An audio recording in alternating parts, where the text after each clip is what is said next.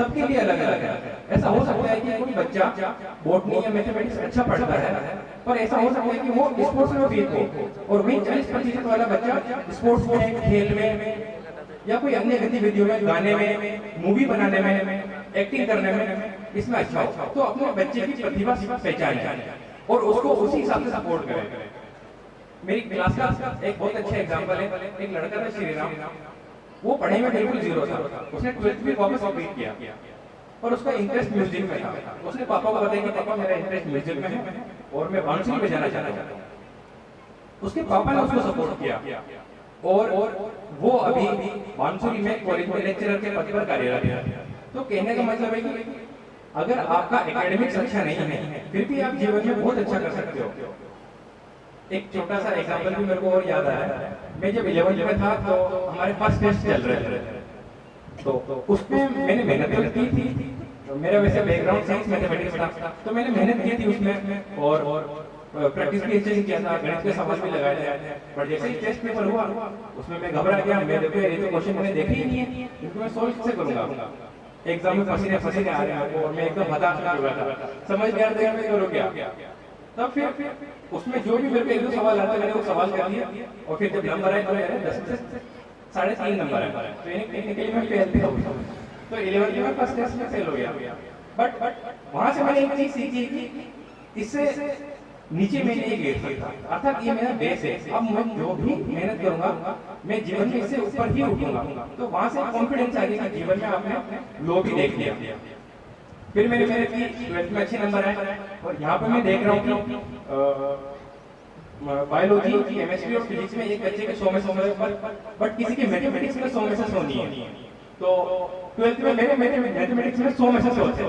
तो चलो आज जो अपना बारो खान है, इसके माध्यम से ये रिकॉर्ड भी पूरा हो गया कि मैथमेटिक्स में भी 100 में से 100 है।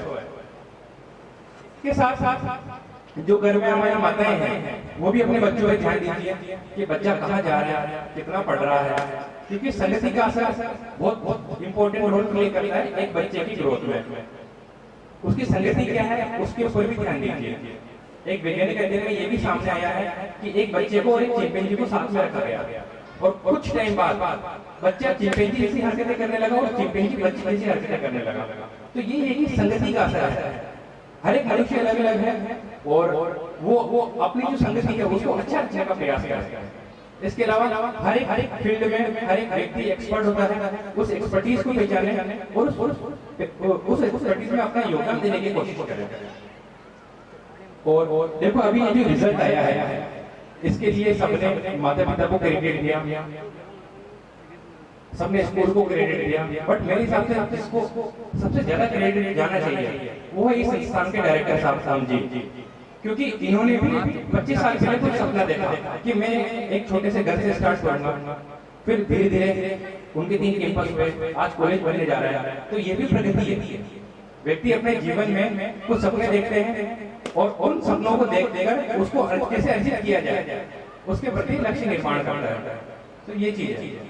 इसके अलावा स्टूडेंट्स में एक बात और कहना चाहूंगा कि सपने बड़े देखो, छोटे सपने मत देखो।